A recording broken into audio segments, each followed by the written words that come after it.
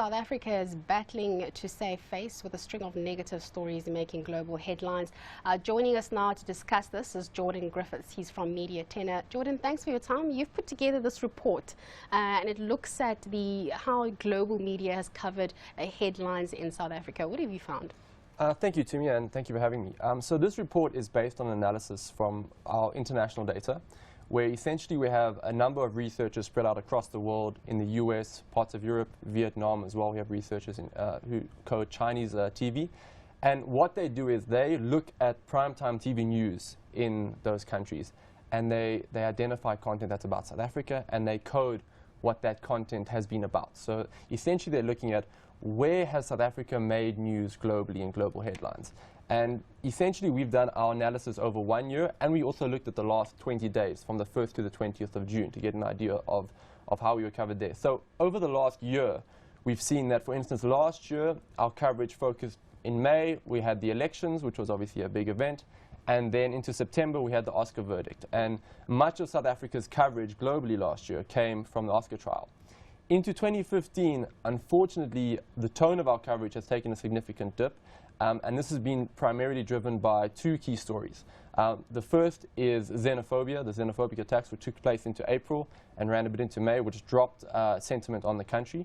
And then most notably, the next one was the failure to arrest Omar al-Bashir, the president of Sudan, the saga that's been playing out over the last 2 weeks. And that's also where a lot of our focus has been, in terms of we looked at the first 20 days of June to get an understanding of how was SA covered in those first 20 days. Bashir, he was #1, but we also saw that the FIFA saga was #2 in coverage. So at the moment, South Africa, in terms of the way it's been covered in global media, its coverage has been shaped this year so far by sort of those three stories: the xenophobic attacks, the FIFA scandal, and our failure to arrest Omar al-Bashir.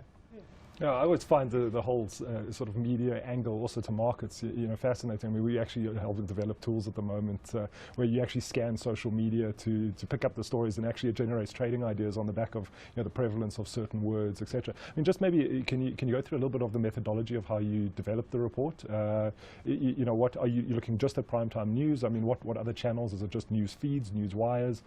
Yeah, maybe give us a bit of color around that. All right, sure, 100%. So, for instance, in the US. We're looking at like Fox News, we're looking at NBC, and we look at specific primetime news channels on those particular networks. And then, the footage is generally 15 to 30 minutes in terms of their news.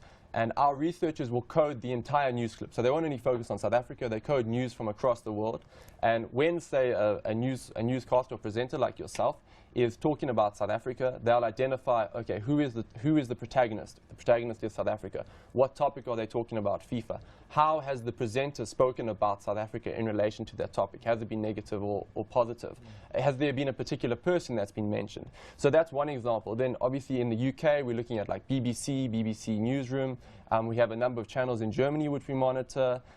In Vietnam as well, we also monitor Chinese news. So it's just these sort of key snippets of the equivalent of our SABC, if that makes sense. So our SABC 1, 2, 3, or ETV, those prime news segments, we're analyzing those abroad. Jordan, unfortunately, we're going to have to leave it at that for today, but we do hope to get you back here to see what your analysis of what the other trends have been. Thank you so much. That was Jordan Griffiths, and he's from Media Tenor, telling us about those trends and how South African news has been covered.